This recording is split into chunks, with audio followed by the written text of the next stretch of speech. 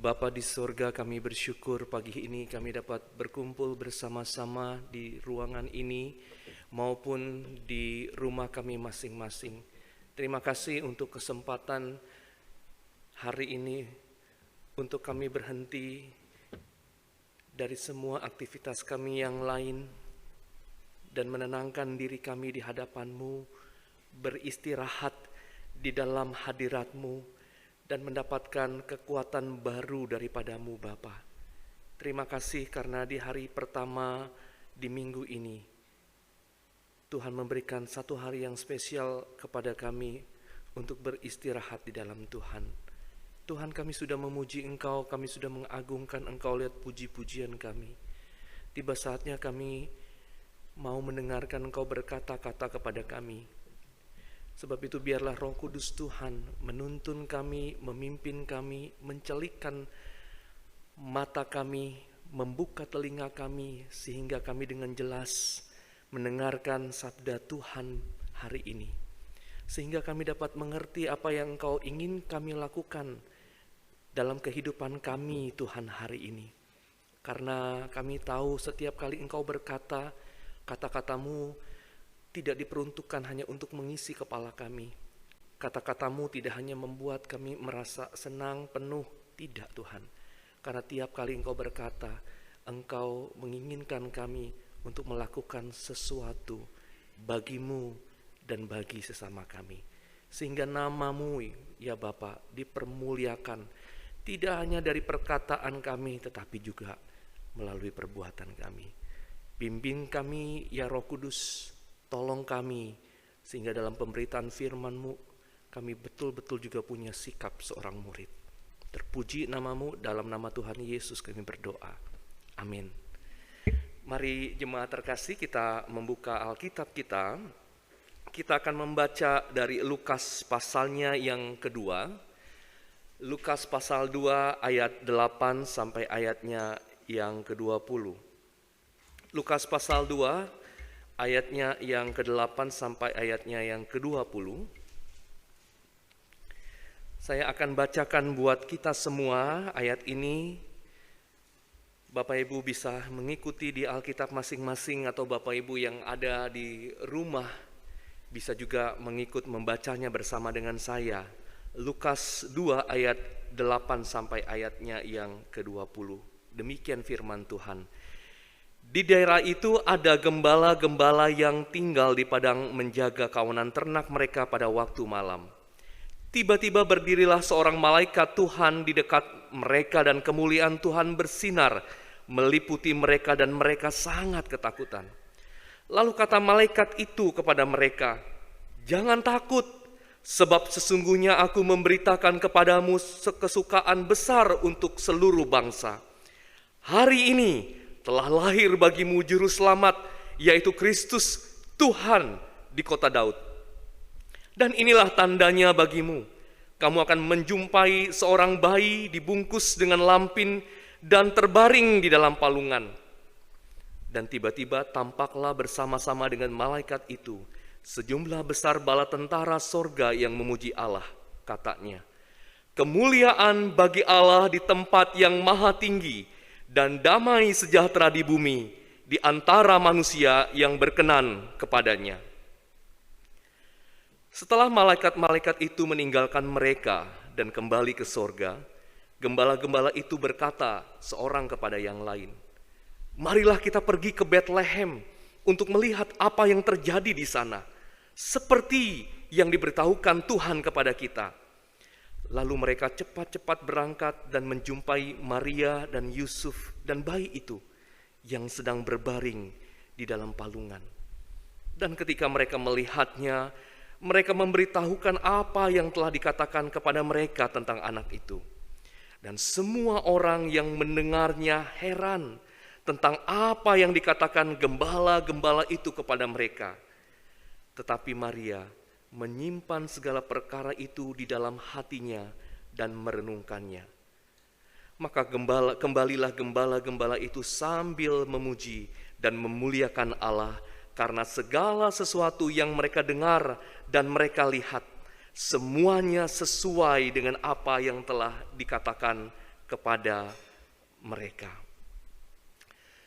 Pak, terima kasih ya sudah mendoakan saya di doa tadi. Saudara, itulah kalimat yang diucapkan oleh office boy gereja kepada saya setelah selesai ibadah. Hari itu saya bertugas untuk memang memimpin doa syafaat di gereja. Bapak Ibu Saudara, OB di gereja saya, tempat saya melayani, bukan orang percaya. Atau paling tidak dia belum percaya. Berulang kali saya mendengar dari ucapan mereka ini bahwa mereka itu orang-orang kecil. Ya maklum Pak, saya ini orang kecil. Kalimat itu sering diucapkan, saudara. Dan berulang kali saya juga berkata kepada mereka, Mas, saya ini sama dengan sampean. Kita ini sama-sama hamba Tuhan. Kita ini sama-sama bekerja untuk Tuhan di gereja ini. Cuma tugasnya aja yang berbeda. Saudara, kadang pekerjaan, jenis pekerjaan, gaji yang diterima, posisi di pekerjaan, harta benda yang kita miliki, membuat kita merasa tidak terlalu berharga, bukan? Kalau yang kita dapatkan itu memang jumlahnya kecil. Saudara, ada orang-orang yang sepanjang hidupnya, dalam perjalanan hidupnya, terus merasa seperti ini karena memang tidak pernah punya yang besar begitu. Saudara, mereka karena tidak punya banyak, tidak punya yang besar-besar itu merasa dirinya kecil dan tidak berharga. Tetapi siapapun kita perlu merasa dihargai, betul? Ya. Siapapun kita, apapun pekerjaan kita, apapun latar belakang pendidikan kita, keluarga kita, tinggal dimanapun kita, saudara. Setiap orang itu punya kebutuhan untuk merasa dihargai sepanjang hidupnya. Paling tidak dihargai di keluarganya sendiri, bukan? Nah, saudara, sebab itu pagi ini ya, kita mau belajar tentang perjalanan para gembala. Orang-orang juga yang merasa kecil dalam kehidupannya, atau bahkan dikecilkan dalam masyarakat pada waktu itu, saudara. Ya. Karena kenapa kita belajar tentang ini? Karena orang yang merasa hidupnya tidak berharga, lama-lama juga merasa bahwa hidupnya tidak bermakna, bukan? Bagaimana kita bisa hidup tanpa rasa berharga lalu kemudian tidak bermakna? Nah, saudara, mari kita belajar bersama-sama dari perjalanan para gembala ini. Saudara, saya harap tetap buka Alkitabnya, bisa lihat teks yang nanti saya juga akan bahas, saudara. Yang pertama, saudara, kita lihat ada kalimat tadi yang kita ucapkan juga sebagai berita anugerah.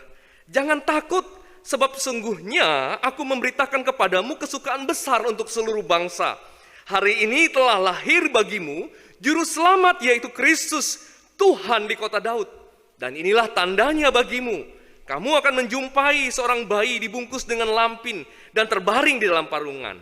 Saudara, saya rasa kalimat ini terdengar biasa bagi kita. Betul?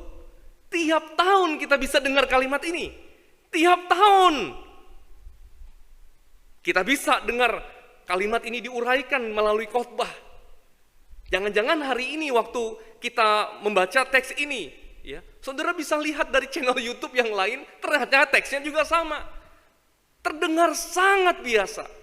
Jangan-jangan waktu kita membaca bersama-sama, sebagian saudara sudah tidak lagi membaca teksnya karena hafal. Ya. Jangan-jangan teman-teman guru sekolah minggu pun sudah tahu, karena itu ayat yang Anda berikan kepada anak sekolah minggu Anda, begitu. Terdengar sangat biasa.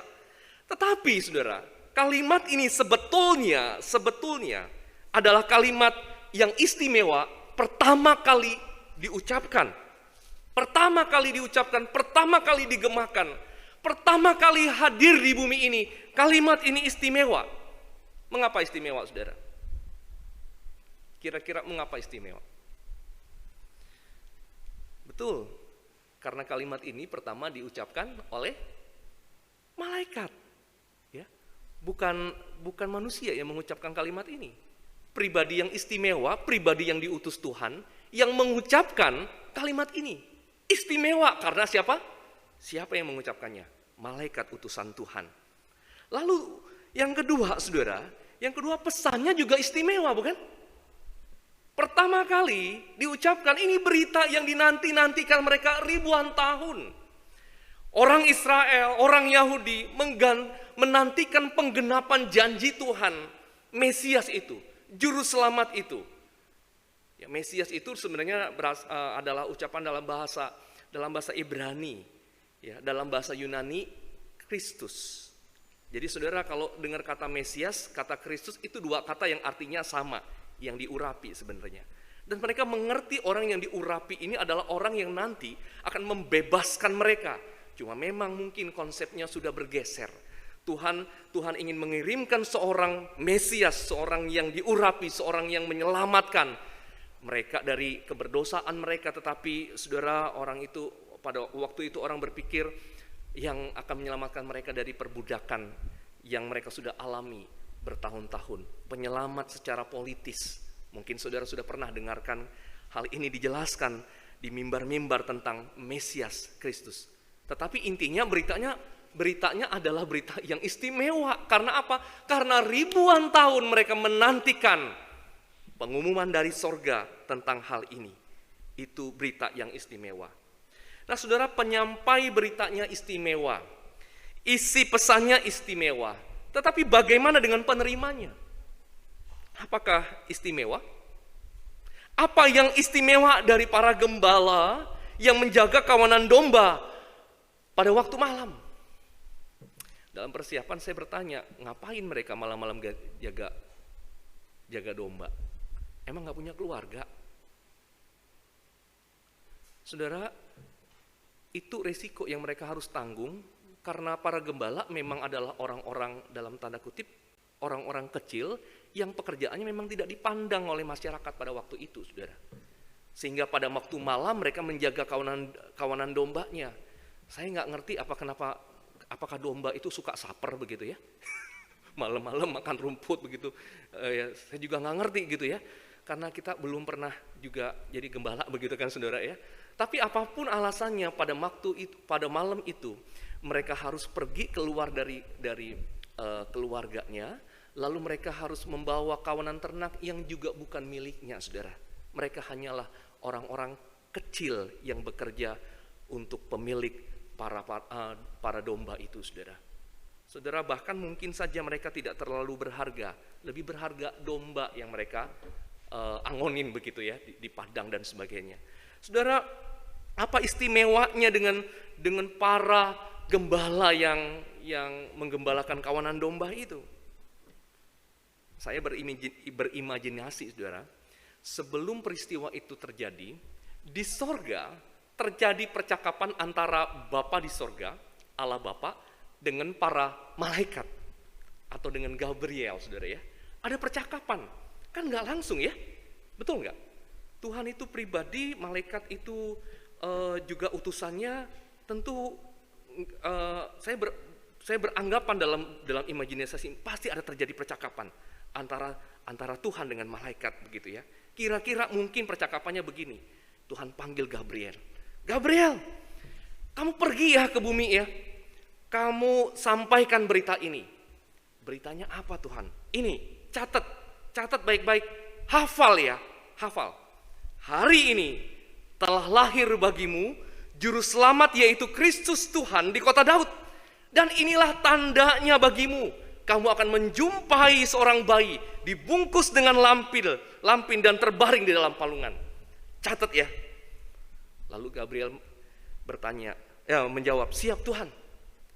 Akan segera saya laksanakan. Oh ya, jangan lupa.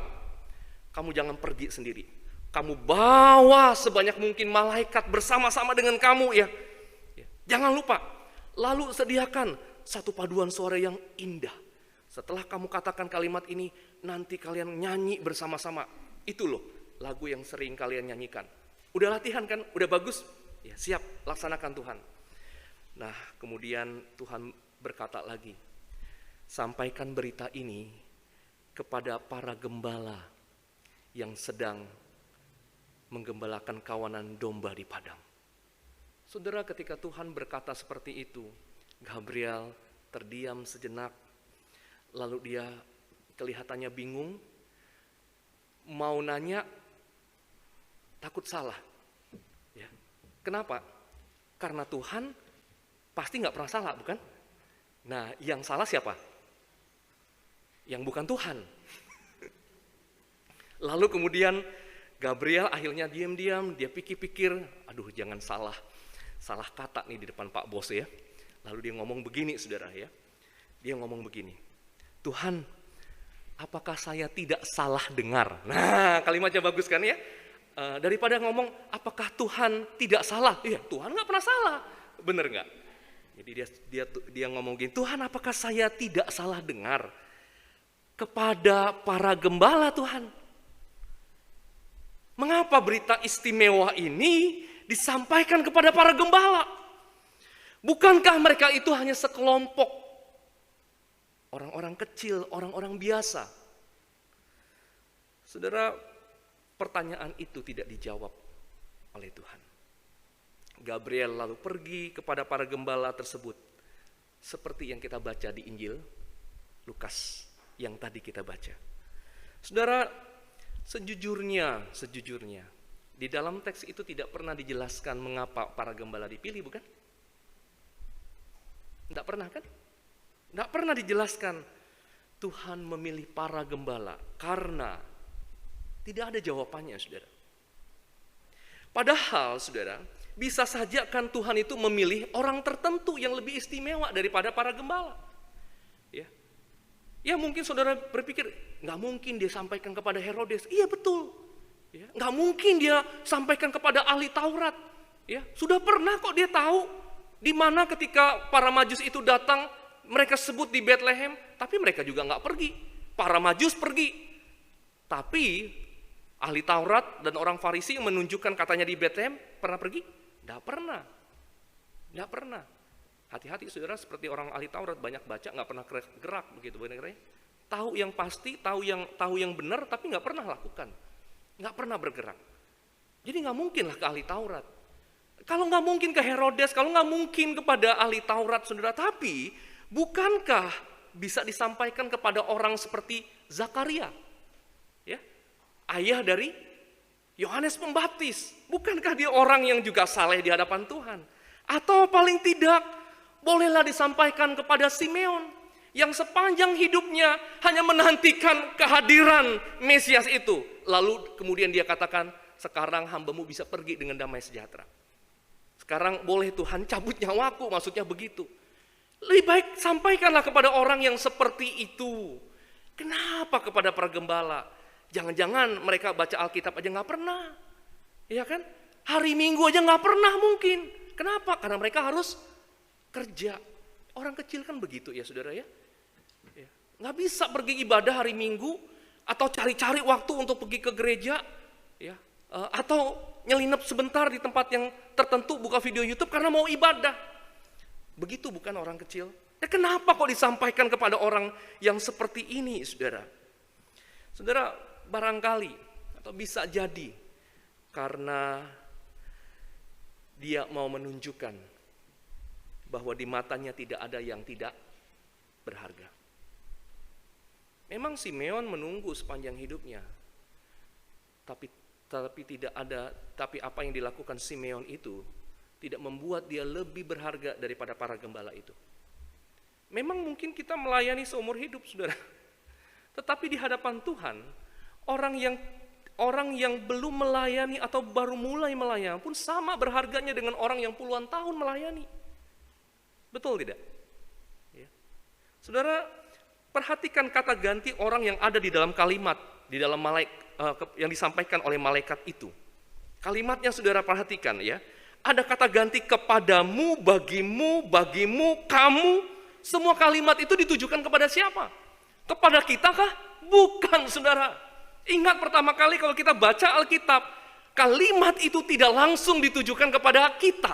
Kalimat itu ditujukan kepada penerima pertamanya, saudara. Siapa itu? Para gembala itu, bukan? Semua kalimat itu ditujukan pertama kali kepada para gembala itu. Orang-orang yang tidak dipandang oleh manusia, tetapi dipandang, diperhitungkan di mata Tuhan. Saudara, bukankah itu sesungguhnya kabar baik, saudara? Allah yang maha tinggi itu mengunjungi manusia yang kecil, yang biasa, yang tidak dianggap oleh manusia. Dan Tuhan memberikan damai sejahtera kepada orang yang Dia kenan. Saudara, pertemuan malam itu mengubah hidup orang-orang kecil, mengubah para gembala itu. Mereka yang sangat ketakutan, tetapi kemudian pulang memuji dan memuliakan Tuhan. Berita Natal itu membawa sukacita yang mengubahkan hidup mereka. Saudara, setiap orang itu berharga di mata Allah. Itu berita Natal yang sesungguhnya. Mengapa kemudian Allah yang maha tinggi itu mau datang ke dunia yang fana untuk manusia yang hina? Itu berita Natal sesungguhnya. Manusia berharga di hadapannya, saudara, terlepas dari pencapaian dan status sosialnya. Manusia itu berharga di mata Allah bukan karena apa yang dia sudah lakukan atau apa yang dia berikan kepada Allah. Saya ulangi ya, saudara.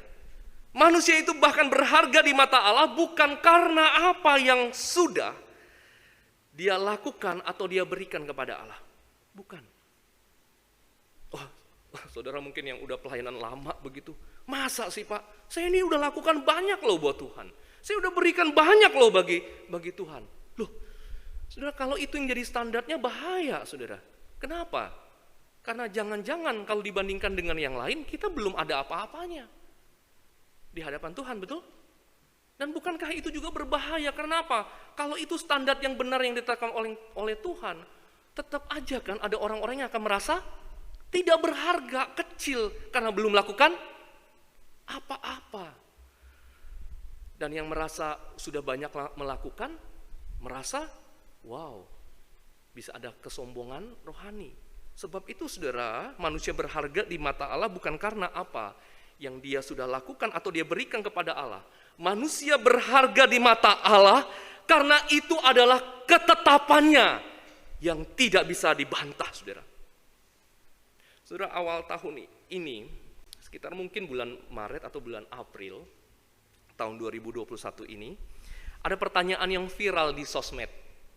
Pertanyaannya begini, idealnya umur 25 tahun sudah punya apa? Betul? Saudara baca itu di sosmed ya, di IG, kalau saudara ikut, apalagi IG yang membahas tentang finansial gitu ya, saham, muncul nih kalimat ini. Idealnya umur 25 tahun sudah punya apa? Lalu disambung, punya tabungan 100 juta. Cicilan rumah sisa 20%. Punya kendaraan pribadi. Gaji minimal 8 juta. Atau ada juga yang tulis, punya 5 sumber income. Wah, ya. Waktu pertanyaan ini viral, saudara, ada yang meresponi, ya. Banyak yang meresponi. Ada yang pertama, ada yang galau. Kenapa? Karena belum punya apa-apa begitu kan ya. 100 juta, ya elah. Gua aja masih ngutang di warung, belum makan begitu. Punya gaji, punya 5, income-nya 1 aja syukur begitu. Ada yang galau, saudara, ya, karena belum punya apa-apa. Di Twitter saya baca, saudara, tweetnya begini. Usia 25 itu ketika mimpimu yang begitu indah tak pernah terwujud. Ya, sudahlah. Saat kau berlari mengejar anganmu dan tak pernah sampai. Ya, sudahlah. Jadi umur 25 tahun punya apa? Ya, sudahlah. Ada juga sih yang positif ya, yang berkata yang penting itu bukan punya harta, yang penting itu punya tujuan hidup. Wih, saya pikir keren juga ya. Saya nggak tahu yang nulis itu orang percaya bukan ya. Yang penting itu bukan harta, yang penting punya tujuan hidup. Saya pikir-pikir pasti dia nggak punya harta. Tapi betul juga, kalau punya banyak harta tidak punya tujuan hidup, ya kan? mau bawa kemana semuanya kehidupannya? Ya, saudara, tapi mari kita perhatikan sejenak mengapa pertanyaan sudah punya apa itu diangkat. Ada sih yang bilang itu terkait dengan krisis tengah baya, ya, bukan tengah baya, krisis lupa ya, yang umur 25 tahun itu ya. Ya puji Tuhan saya sudah tidak 25 tahun. Tapi entar lagi ada midlife crisis. Ya, beberapa teman saya umur 40 tahun mengalami krisis. Di tengah pandemi ini paling tidak ada 2 orang saudara umur 40 tahun datang ke saya dan berkata, kok hidup kok cuma segini-gini aja ya Ron ya. Dalam hati saya, lah kalau dibandingin dengan lu, gua gimana? Tapi mereka, gua waktu bangun rumah di BSD, kok exciting banget, rumah udah jadi, lah segini aja. Ngomongnya begitu saudara. Nah saudara, saya berpikir kenapa pertanyaan ini muncul, karena memang dari dulu sampai sekarang standarnya memang adalah harta. Ya.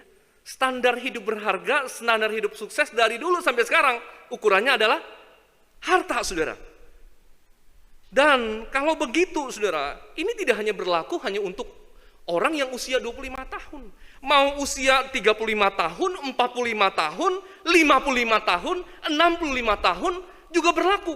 Umur segini sudah punya apa? Saudara, mengukur kesuksesan sudah punya apa? Itu membuat hidup seperti berjalan di antara 2 jurang, saudara. Dan jalannya sempit. Ya. Salah melangkah, meleset, masuk ke jurang. Sulit jalannya. Hidup kita makin susah, saudara, kalau kita mengukur kesuksesan, mengukur kebahagiaan diri kita, itu dari sudah punya apa. Jalannya sempit, jalannya nggak enak. Perjalanan begitu nggak enak dijalani, saudara. Kalau standarnya sudah punya apa. Kenapa? Punya sedikit, khawatir. Punya banyak, jadi berhala. Mengukur kehidupan pada banyaknya harta bisa membuat kita lupa bahwa Tuhanlah yang menjamin hidup kita, bukan? Saudara, salah satu teman yang mengalami midlife crisis itu, tadi saya bilang, dia baru bangun rumah di BSD, sudah selesai.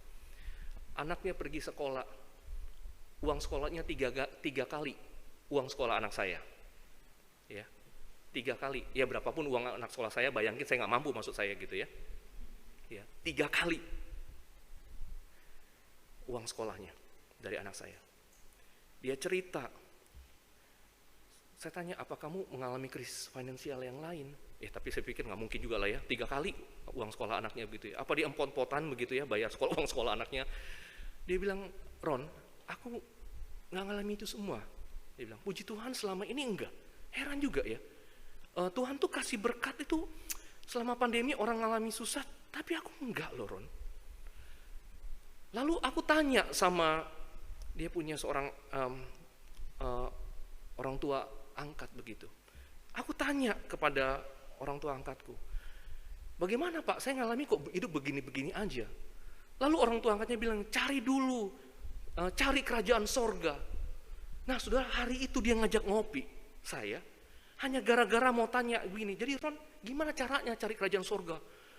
Ya ampun, dalam hati saya pikir dia mau having fun, udah lama gak ketemu gitu ya.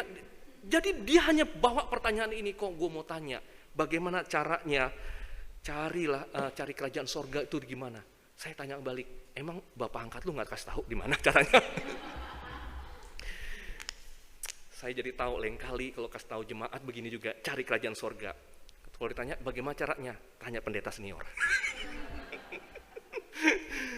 Ya, nanti dia traktir ngopi, Muse yuk makan yuk, kenapa? Baru ditanya gitu, Muse bagaimana cari kerajaan sorga? Muse makan jadi gak enak begitu kan ya. Saudara, hari itu jujur, saya gak bisa jawab dengan baik. Ya, karena saya nggak ada persiapan. Coba kasih tahu dulu, saya bisa buka ensiklopedia, bisa lihat komentar, bukan gitu kan ya? Bisa persiapan dulu, saudara. Ya, lain kali ya saya berharap jemaat kalau tanya pertanyaan susah kepada hamba Tuhan, kasih dulu kisi-kisinya. Ya, jangan langsung tiba-tiba begitu. Nah, saudara, waktu saya ditanya begitu, saya tidak bisa menjawab dengan baik, tapi saya memikirkan pertanyaan itu. Lalu kemudian saya bilang ke teman ini begini.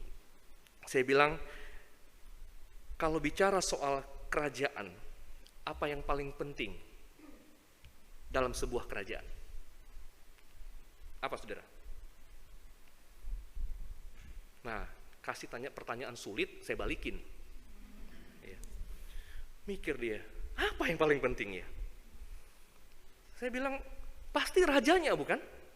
Kerajaan, sebuah kerajaan sebesar apapun tanpa raja, tidak ada artinya kerajaan itu. Iya kan? Pasti harus ada raja lain yang naik, bukan? Jadi yang paling penting dalam kerajaan itu raja. Siapa raja di kerajaan Allah? Ya Allah itu sendiri, bukan? Jadi waktu kita mau cari kerajaan Allah, temui rajanya. Cari rajanya. Cari Allah.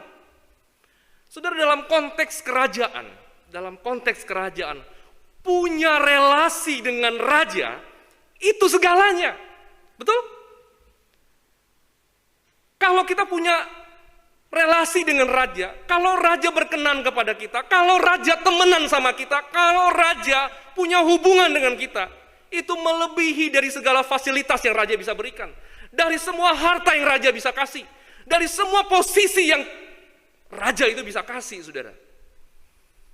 Itu segalanya. Bahkan raja itu bisa kasih kuasa kepada kita. Kalau kita punya hubungan dengan raja. So, life is not divine by what you have, even you have a lot.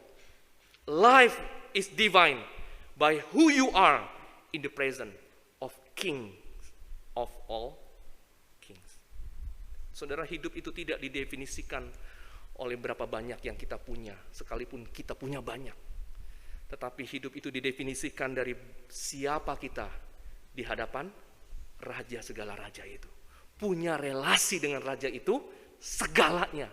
Di hadapan Bapa di sorga kita ini berharga. Karena kita diciptakan segambar dan serupa dengannya.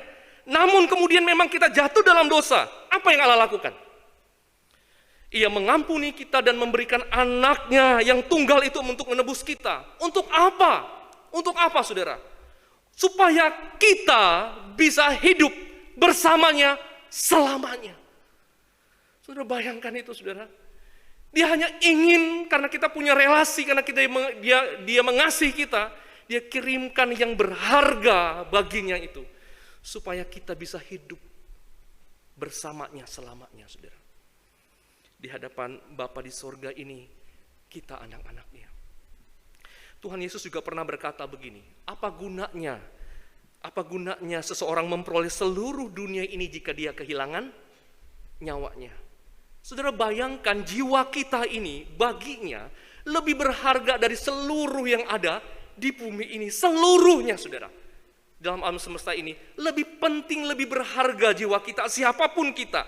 Lalu bukankah hal yang bodoh, saudara, kalau kemudian kita perdagangkan lagi jiwa kita dengan dunia ini? Saudara,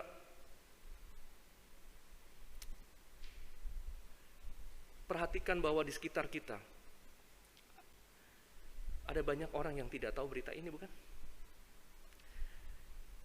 Tuhan Yesus datang untuk kita supaya kita bisa hidup bersamanya selamanya. Itu sukacita Natal yang harusnya banyak orang tahu. Saudara, Tuhan Yesus sudah menukarkan hidupnya untuk kita, lalu apakah kita mau menukarkan lagi hidup kita untuk dunia? Kita tahu jawabannya, tapi banyak orang di luar sana tidak tahu. Saudara, inilah sukacita Natal yang sesungguhnya dalam perjalanan hidup kita. Allah memandang kita berharga sehingga Ia mau datang dan melawat kita. Sehingga betullah kalimat yang dikatakan, kemuliaan bagi Allah di tempat yang maha tinggi dan damai bagi manusia yang berkenan kepadanya, saudara. Saudara, ini merupakan sebuah kabar baik bagi setiap orang yang bergumul keras mendapatkan rasa berharga dari yang fana. Saudara, Lihatlah sekeliling kita, ada orang-orang yang bergumul menemukan rasa berharganya. Ada teman-teman remaja dan pemuda yang mungkin bergumul dengan studinya. Khawatir jika tidak bisa punya prestasi atau bahkan tidak bisa kuliah atau menyelesaikan kuliah, maka rasanya hidup ini tidak bernilai. Ada pemuda yang bergumul dengan pekerjaan, dari tahun ke tahun rasanya seperti ini saja. Ada yang bergumul juga mungkin dengan pasangan, ya, yang lain sudah dapat pasangan, kok saya belum. Ya, sampai-sampai ada yang label, diganti namanya jadi Jones. Ya, yang tahu ketawa begitu kan ya, jomblo, tet gitu ya. Ada istri yang bergumul dengan bertambahnya usia, bergumul merasa tidak menarik lagi, tidak berharga di mata suami. Sebaliknya mungkin ada suami yang minder karena merasa tidak dihargai di rumahnya sendiri oleh anak-anak dan istrinya. Ada suami yang omongannya tidak didengar oleh istrinya. Saudara, kalau istri tidak mau dengar suami, siapa lagi mau dengar suami? Kemungkinan besar, saudara, kalau istri tidak mau dengar suami, anak-anak pun tidak mau dengar papanya. Karena apa? Karena mama sudah kasih contoh yang dalam tanda kutip baik buat anaknya, bagaimana tidak menghargai papanya. Sudah mungkin saja di akhir tahun ini ada suami-suami yang seperti itu sudah tidak dihargai lagi, bahkan di rumahnya sendiri. Saudara, maukah Bapak Ibu yang terkasih, dalam masa Natal ini sekali lagi kita memberitahu mereka bahwa mereka berharga di mata Allah. Kita bisa WhatsApp, kita bisa WA, kita bisa telepon, kita bisa mengirimkan bingkisan Natal dan katakan betapa mereka berharga bagi kita karena Tuhan menilai mereka berharga. Saya tahu selama masa Natal ini kalau lihat Instagram, lihat sosial media, ada banyak orang yang saling menakdir satu-satu dengan yang lain, betul kan? Tapi saudara, boleh enggak di Natal kali ini jangan hanya traktir temanmu yang juga bisa makan sama dengan kamu, tapi traktirlah orang yang mungkin tidak pernah merasakan makanan yang kamu makan di tempat-tempat tertentu. Sama seperti Tuhan yang turun, saudara, membawa mereka untuk merasa berharga. Kirimlah bingkisan kepada orang yang mungkin selama ini tidak pernah terpikirkan oleh kamu. Atau mungkin orang itu tidak pernah terpikirkan dia akan menerima bingkisan Natal dari kamu tahun ini. Tapi waktu dia terima, saudara, ada sesuatu yang kemudian kembali dalam hidupnya. Jangan-jangan dia akan merasa sudah lama nggak ada orang yang kasih ini ke aku. Saudara, selamat membagikan sukacita Natal. Jika 2000 tahun yang lalu malaikat Tuhan itu menyampaikan kabar baik itu kepada para gembala, maukah tahun ini saudara menjadi dalam tanda kutip malaikat yang meneruskan kabar ini? Tuhan Yesus hadir bagimu karena engkau berharga di matanya. Mari kita berdoa.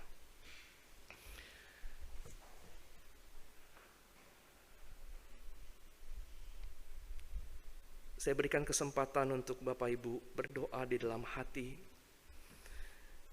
Sampaikanlah sesuatu kepada Tuhan. Rasa terima kasihmu kepada Tuhan yang sudah menilai engkau berharga bukan karena apa adanya, apa yang kau miliki, atau apa yang sudah kau perbuat bahkan untuk Tuhan. Tapi di hadapannya engkau memang berharga. Sekalipun tidak punya apa-apa. Sekalipun mungkin belum banyak yang kau perbuat baginya. Mengucap syukurlah kepada Tuhan. Lalu katakanlah kepada Tuhan, Tuhan, izinkanlah aku mau menjadi malaikatmu tahun ini, yang memberikan kabar sukacita ini kepada orang lain. Orang-orang yang mungkin kecil di mata dunia ini, tapi berharga di matamu. Silakan saudara menyampaikan doa kepada Tuhan.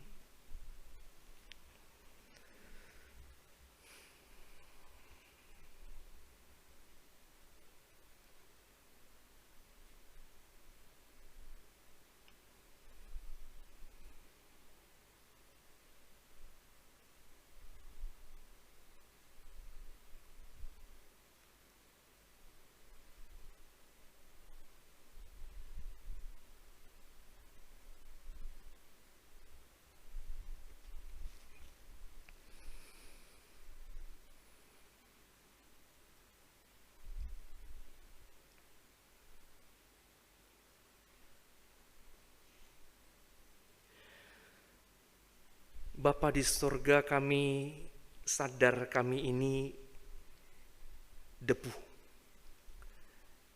Tetapi karena kasih-Mu Tuhan, Engkau mengangkat kami bahkan lebih tinggi dari para malaikat.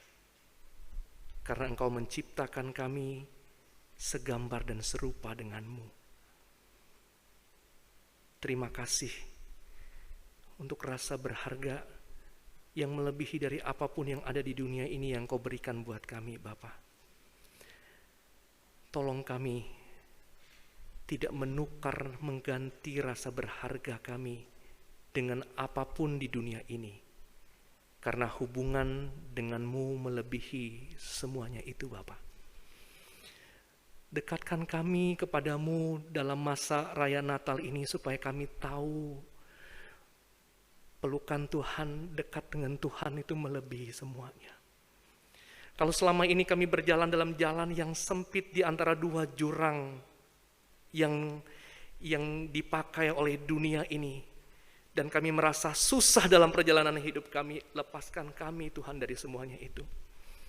Karena kami tahu Engkau memberikan kami pelukan yang menghangatkan, menolong kami untuk berjalan dengan baik dari hari ke hari. Tolong kami Tuhan tidak mencarinya di tempat lain. Dan tolong kami tahun ini meneruskan berita itu, apa yang sudah kami terima daripada-Mu kepada orang lain. Sehingga biarlah seluruh dunia ini dipenuhi oleh sukacita Natal karena Engkau hadir bagi siapapun di dunia ini. Dalam nama Tuhan Yesus kami berdoa. Amin.